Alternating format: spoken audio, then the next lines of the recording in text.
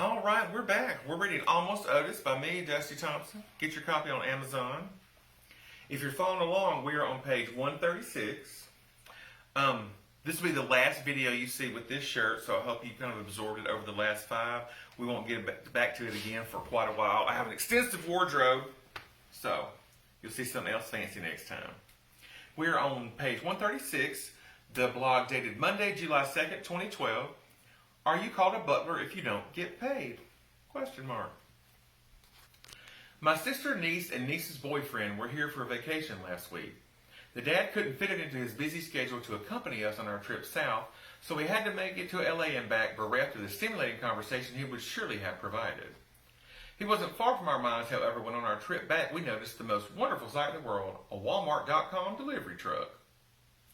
The wording on the side said they deliver groceries to your home. Had more beautiful words ever been spoken?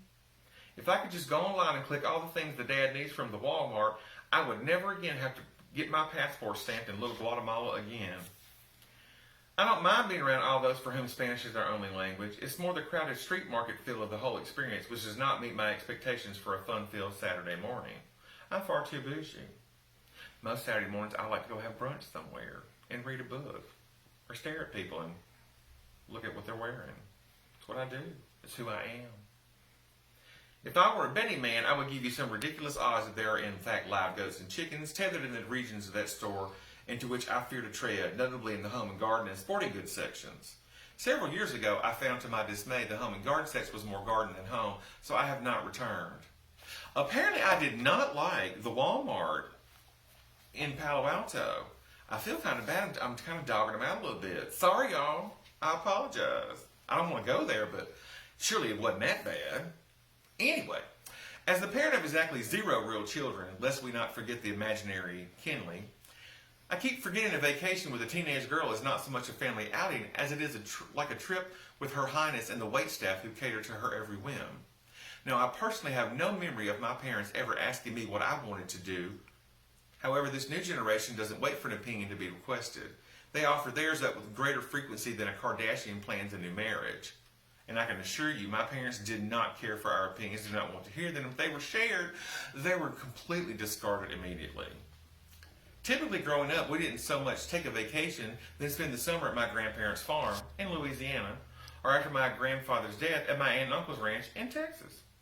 All I remember is spending every summer surrounded by the flora and fauna typically found in either the Louisiana Delta or East Texas, which included cows and poison ivy based on the disasters that befell me at each sojourn. I guess I should also include horses, as I have spent more than 8 seconds on one. Didn't get a belt buckle though. Suffice it to say, I haven't willingly gotten back on the horse since. Note I said willingly. Again, not sure if it's this new generation or not, but I don't remember ever, not even once, being asked, would you like to insert horrifying proposition here? Things as random as camp out on an abandoned flatbed trailer and sleep directly on poison ivy because you hadn't been studying the Cub Scout Guide for Indigenous Plant Life, or ride in the grand entry of a rodeo even though you have squat experience, and if horses can sense fear, yours is aware of the terror-filled youth in ill-fitting denim sitting in a quasi-side saddle position as one of the feet got stuck in the wrong stirrup and the chubbiness of the legs and agility of the youth did not allow for proper speedy correction. Granted, they didn't get into much detail. I'm assuming because no one in Texas could have imagined someone could do those things outside of a 1930s screwball comedy starring Myrna Loy or Rosalind Russell. At least they had the excuse of being snooty society types from the manor, whereas I was not a society type unless you count 4-H as a society. You'll notice I declined to discuss the manor from which I came. You'll notice the declaration is still in effect. I thank you for your cooperation. I trailed behind Peyton and her long-suffering boyfriend. We won't say his name because he's dead to us. Colton's her husband and we love him best. Paying for everything and offering trivia as we went. One of the costs of Uncle Dusty's financial support is the required interest, feigned or otherwise, in whatever manner of infotainment tidbit I decide to share. Sometimes Uncle Dusty himself is surprised by the admittedly fascinating anecdotes. We made our way northward from Anaheim to LA to Santa Monica and finally back to Menlo Park, our home base, where we return to this reality. Whenever left to his own devices, the dad will attempt to batter and fry the contents of my home. There was a thick layer of country wafting through the air. Ooh, that ought to make a candle like that.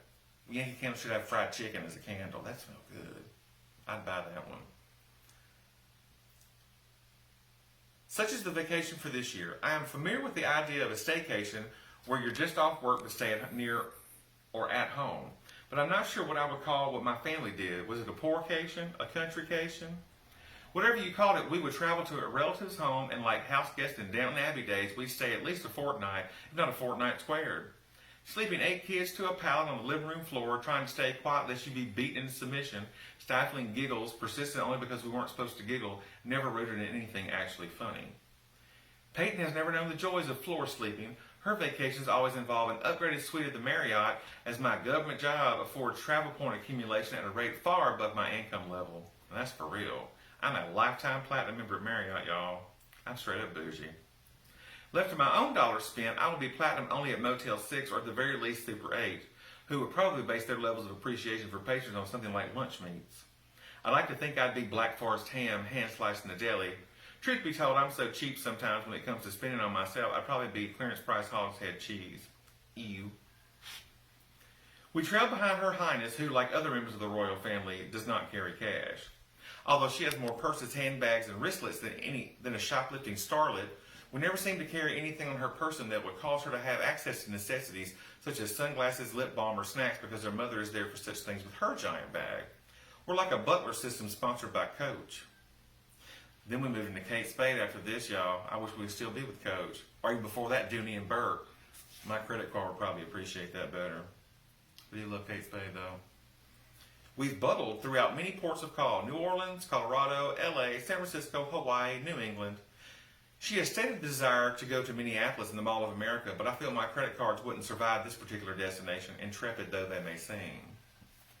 Trying to be the host with the most and attempting to cater to all whims, both ridiculous and carb-heavy, I juggled all house guests, including the permanent ones, like the over-caffeinated clown we saw at Pier 39 on the Bay. Remember how I hate clowns? And I really, really, really, really, really hate clowns. More than I hate flip-flops and jeans. Yeah, I hate clowns the most, I think.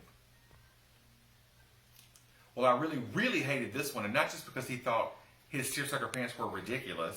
It was almost enough to keep me from enjoying the bag of mini donuts, which were in my possession for approximately 3 seconds before it was snatched away by Her Highness, that's Peyton, who had become hungered as apparently posing for a caricature is hard work, y'all.